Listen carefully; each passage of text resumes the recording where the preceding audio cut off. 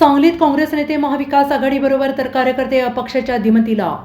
सांगली महाविकास आघाडीचे नेते आता प्रचारात उतरल्याने सांगलीच्या आखाड्यात होत असलेली तिरंगी लढत आता रंगतदार वळणावर पोहोचली असून प्रचारात मात्र वैयक्तिक टीका-टिप्पणी होत असल्याने ही निवडणूक गावातील एखाद्या गावकीची आहे की लोकसभेची असा प्रश्न पडलेला आहे. भाजपचे खासदार संजय काका पाटील, शिवसेना ठाकरे गटाचे चंद्रहार पाटील आणि अपक्ष विशाल पाटील यांच्यात लढत होत असली तरी या निवडणुकीला अनेक पैलू लाभलेले आहे. शिवसेनेला स्थानिक पातळीवर कार्यकर्त्यांची चणचण असताना काँग्रेस राष्ट्रवादीच्या कार्यकर्त्यांच्या भरवशावर मजल गाठायची, तर महायुतीमधील सहकाऱ्यांच्या मदतीवर विसंबून न राहता भाजप आपल्या स्वतःच्या ताकदीवर रणमैदानात पाय रोवून उभा आहे. काल परवापर्यंत महाविकास आघाडीत उमेदवारी काँग्रेसला की शिवसेनेला यातून वादंग निर्माण झाले होते. मवियाच्या संयुक्त बैठकीत पहिलवान पाटील यांच्या उमेदवारीवर शिक्कामोर्तब झालं तरी उमेदवारी मागे घेईपर्यंत काँग्रेसला आशा होती.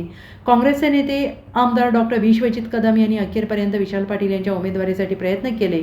मात्र आता सर्वच बाजूंनी दोर कापले गेल्याने काँग्रेसचा मेळावा घेऊन त्यांनी काँग्रेसच्या उमेदवारीला दृष्ट लागल्याचा आणि अडकटी आणणाऱ्यांचा हिशोब पुढच्या काळात पुरा करण्याचं सांगत मवियाचा प्रचार करण्याचा निर्णय घेत चंद्रहार पाटील यांना पडणारी मते काँग्रेसचीच असतील असं सांगत आपली तलवार मॅन केली. मात्र काँग्रेसमध्ये बंडखोरी करून मैदानात उभे ठाकलेले विशाल पाटील यांना मिळत असलेला पाठिंबा पाहता एकसंघ काँग्रेस मवियाच्या प्रचारात दिसत नाही. नेते व्यासपीठावर आणि कार्यकर्ते मात्र अपक्षाच्या दिमतीला असा काहीसा प्रकार पाहायला मिळतो आहे.